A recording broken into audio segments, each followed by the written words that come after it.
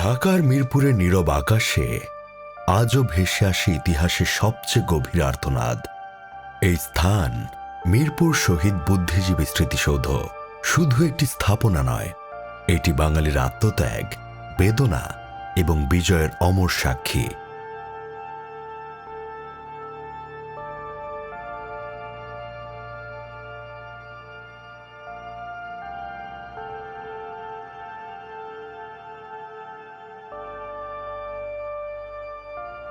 উনিশশো ৭১ সালের ডিসেম্বর, পুরো দেশ যখন স্বাধীনতার দ্বারপ্রান্তে, তখন পাকিস্তানি হানাদার বাহিনী ও তাদের দোসর আল বদর, আল শামস বাহিনী রচনা করেছিল ক্রূরতম পরিকল্পনা বুদ্ধিজীবী নিধন। এই পরিকল্পনার লক্ষ্য ছিল স্পষ্ট: বাংলাদেশকে নেতৃত্বহীন করে দেয়া, যাতে ভবিষ্যতে মাথা তুলে দাঁড়াতে না পারে।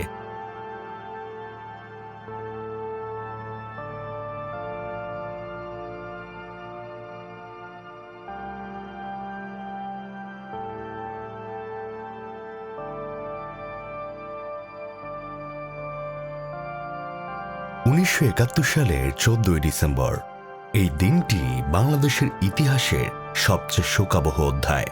সেই দিন ঢাকা শহর জুড়ে শিক্ষক, সাংবাদিক, চিকিৎসক, প্রকৌশলী, লেখক সহ হাজারো মেধাবী মানুষকে চোখ বেঁধে ধরে নিয়ে আসা হয়েছিল মিরপুর, রায়েরবাজার ও আশেপাশের নির্জন স্থানে। নিষ্ঠুরভাবে হত্যা করা হয় দেশের শ্রেষ্ঠ সন্তানদের।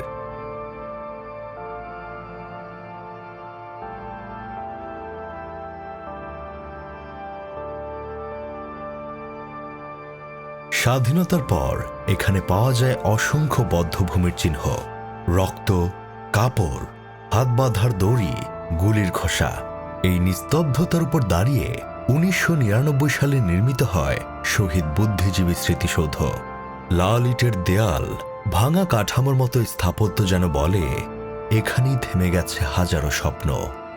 স্মৃতিসৌধের প্রতিটি উপাদান প্রতীকী: ভাঙা প্রাচীর, মেধাবী জনগোষ্ঠীর চূর্ণ স্বপ্ন; উঁচু দেয়াল, তাদের অটুট সাহস; ফাঁকা প্রাঙ্গণ, শূন্যতার প্রতিচ্ছবি, যেখানে আজও প্রতিধ্বনি হয় ১৯৭১-এর সেই শেষ প্রহরের নিঃশব্দ কান্না।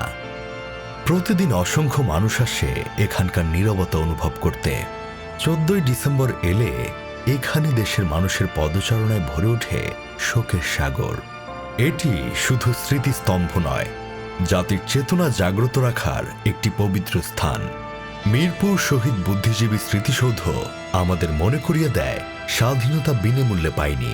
যেসব মেধাবী মানুষ জীবন দিলেন, তাদের স্বপ্ন ও আদর্শ বহন করার দায়িত্ব এখন আমাদের। এই প্রাঙ্গণ তাই শুধু ইতিহাস নয়, এটি বাঙালির আত্মপরিচয়ের চিরন্তন আলোকশিখা।